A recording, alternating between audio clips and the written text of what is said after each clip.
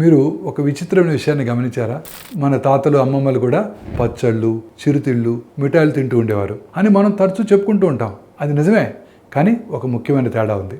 వారు తినేవి ఎప్పుడూ కూడా ఇంట్లో తయారైనవే. అందులో ఏముంది అనేది అందరికీ స్పష్టంగా తెలిసేది.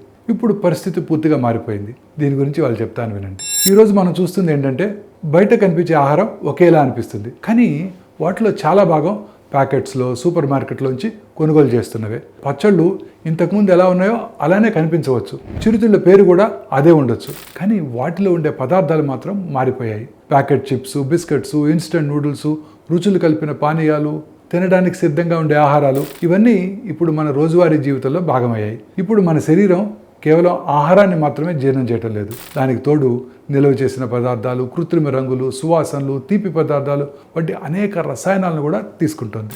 చాలా అధ్యయనాలు ఇలాంటి పదార్థాలు ఎక్కువగా తీసుకోవడం వల్ల రక్తపోటు, గుండె ఆరోగ్యంపై ప్రభావం పడే అవకాశం ఉందని సూచిస్తున్నాయి.